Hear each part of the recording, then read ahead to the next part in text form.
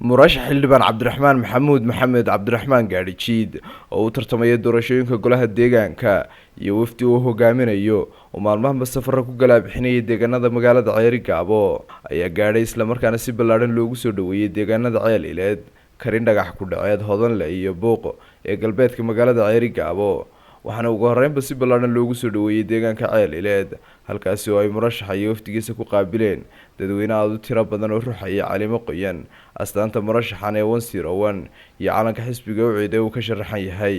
waxaana ugu horeynba halkaas ka hadlay dadweynaha deegaankaasi oo sheegay in codka iyo taageerada la barbar taagan yihiin murashax cabdiraxmaan gaadhijiid waa saadaalinay waa sugaynay maanta cabdi waa kaas horteena fadhiya dayax 15 mar lagu gudbaa la yiri wuxuu idin ka doonayaa reer Ceelood waa codka ma hayna ma siinaysan cad soo siin maay hataa aniga ku hadlay afkii reer Ceelood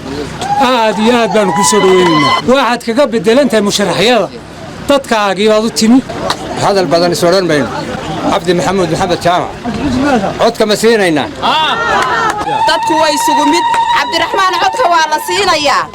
la siinayaa insha Allah bismillaahi kariim cabdiraxmaan waad ku guulaysanay insha Allah min ummaduna hadii alla ku rooyo beelaha uu ka dhashay iyo beelaha kale hadii alla ku rooyo ay raali ka yihiin oo warkiisu uu sidaa ku cad yahay sida ayaan ugu siinaynaa shuruud la'aan codka waana soo dhaweyseen waa sidaas soo hadii la yiraahdo oo habarta si fiican loo aasnaayo waxa aan ku raacaa fartii un baa hadhay fartana raaciya waa 101 calaamado dadka reer Ceel Ileed ee halka nagu soo dhaweeyay waxaanu wadnaa uqaashi ay hogaaminaysaa cabdi maxamuud maxamed jaamac waa garanaysaa idinka naga badiya insha Allah waxaanu rajo ka qabnaa inaynu farteena ku soo saarno halkan waa Ceel Ileed waxaanu idin wadnaa musharaxii golaha deegaanka cabdiraxmaan maxamuud maxamed jaamac cabdiraxmaan waa soo xulay hadaan nahay beesha iyo deegaankaba idinkuna ma nala qaadateen awal bay isaga oo shakhsiya ayuu sabafalka wadi oo runtii goobaha afaaf uu aad ugu daraa weliba waxaanu leenahay codkiina siiya waa isaguna dhinaciisa halkaasi ka hadlay murashax cabdiraxmaan gaadhijiid oo bulshada ugu mahad celiyay kana codsaday inay codka siiyaan maalinta 31 May sharafooda ay tahay maanta in deegaanadeydii ee xudunta ahaa lagu soo dhaweeyo anigoo murashaxa waxaan aad iyo aad ugu mahadnaqayaa soo dhaweynta ballaaran ee cadeeda loo taagan yahay ee danahooda iyo dadku ay iga yimaadeen dantoodii oo dhan ii soo dhigeen aad baan idinkaga mahadnaqayaa waxaan murashax u ahay dhammaan deegaanada afaaf oo dhan iyo deegaanada Ceerkaabo intay xukunto oo dhan aan qolo lahayn qabiilna lahayn ayaan murashax u ahay codkana ka doonaya 31 May insha Allah taala 101 iyo balantiina cabdiraxmaan gaadhijiid oo qof walba uu garanayo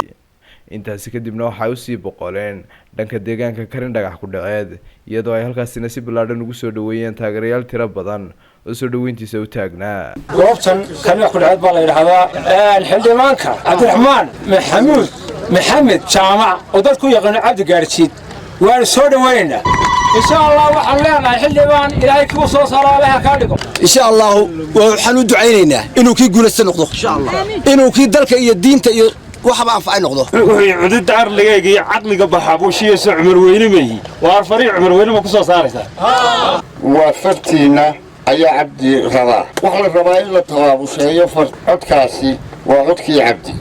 codka labaad waxa la isagana xildhibaanka golaha baarlamaanka cali qaloox ninka la yiraahdo xildhibaanka ee Abdulrahmaan isku raacay waa cabdi iyo cali waxaan leeyahay maalinta codka iyo 31 May iyo xisbiga wixii ee cadaaladda iyo daryeelka iyo nambarka 101 ayaa noo ballana maantana anigoo ka iyaalahaan iyo ka caruur ah garanaysaan ayaa u taagan deegaanka mahadsantiin mar labaad iyo mar saddexaad ugu dambeyntii waxa ay gaadheen deegaanka beeraha ku caanka ah ee Booq